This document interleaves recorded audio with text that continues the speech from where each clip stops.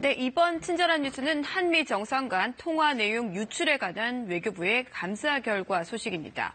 외교부는 우선 자유한국당 강효상 의원이 확보한 외교기밀 모두 3개라고 밝혔습니다.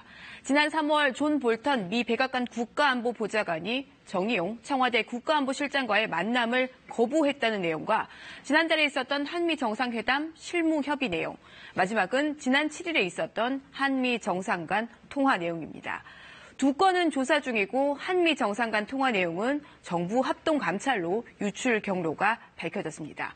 유출 경로 이렇습니다. 또 다른 외교관이 강효상 의원과 친분이 있는 이 외교관에게 한미 정상의 통화 내용 전문을 출력을 해서 건넸고 이걸 본 외교관이 전화 통화에서 강 의원에게 기밀을 말한 겁니다.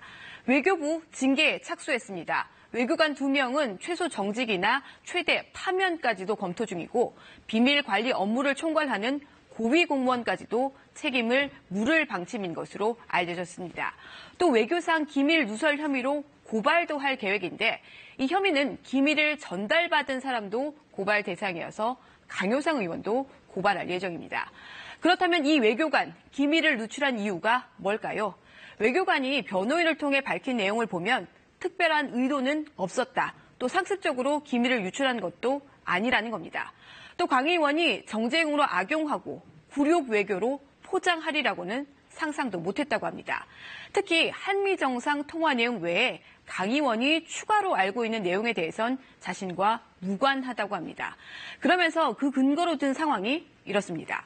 워싱턴 시각으로 지난 8일 오전 11시 반쯤 강 의원이 전화해서 한미 정상의 통화 내용을 물으면서 트럼프 대통령이 우리 정부의 대북 식량 지원을 지지한 게 사실인지 확인을 해달라 이렇게 요청을 했다고 합니다.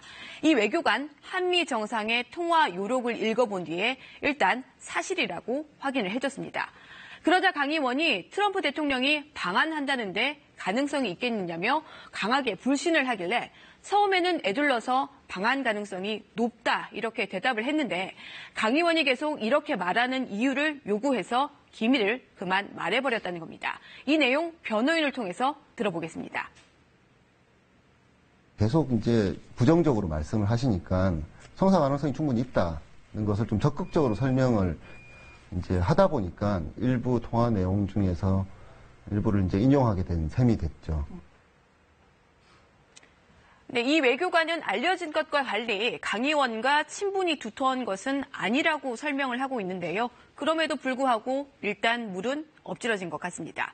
강효상 의원은 눈엣 가시에 대한 야당 의원에 대한 탄압이라며 강력히 반발하고 있고 한국당도 야당 죽이기라며 강 의원 엄호에 나섰습니다. 친절한 뉴스였습니다.